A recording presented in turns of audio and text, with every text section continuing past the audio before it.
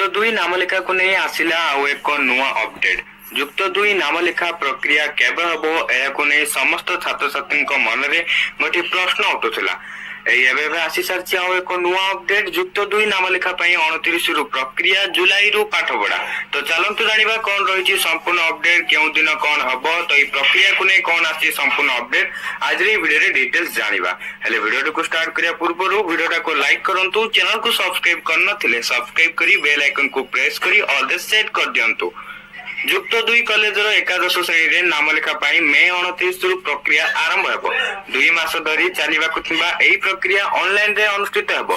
कौनसी उच्च माध्यमिक विद्यालय तथा जुक्त दुई कॉलेज ऑफलाइन रे छात्र छात्री नामलेखा करि परिबे नाही।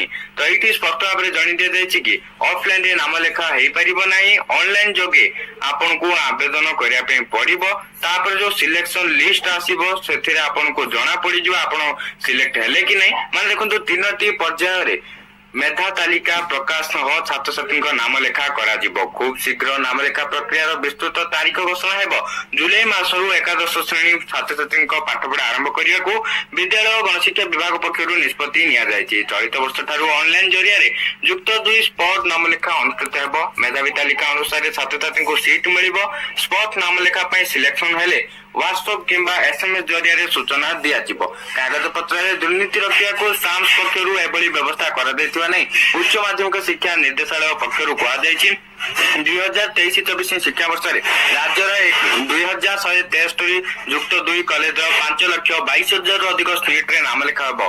कला विभाग रे सर्वाधिक 2,80,000 सीट रे नाम लेखा हेबाकु थिबा बेले विज्ञान रे 1,65,000 वाणिज्य रे 40,000 सीट रे नाम लेखा करा जिवो। 251 धंदामूलक उच्च माध्यमिक विद्यालय रो 10,000 रु अधिक सीट रे नाम लेखा करिया को आज गणशिक्षा विभाग अधिकारी माननको नै बसितिबा उच्च स्तरीय बैठक रे निष्पत्ति निया जायछि।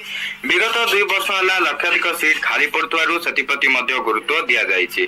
तो वर्तमान जो बहुत बड़ अपडेट आसी सारी जुक्त दुई नामलेखा प्रक्रिया को नहीं, किंतु एते तारीख तो स्पष्ट कर दिया नाही बोली जणा पड़िछि। किंतु एठा लिखा है कि जुक्त दुई कॉलेज एकादश श्रेणी रे नाम लेखा मे 29 प्रक्रिया आरंभ हो। नाम लेखा तारीख घोषणा पर मु आपण मानकु सर्वप्रथम अपडेट जणे देबी एवं ऑफिशियली नोटिस मध्ये गटे आसीबो।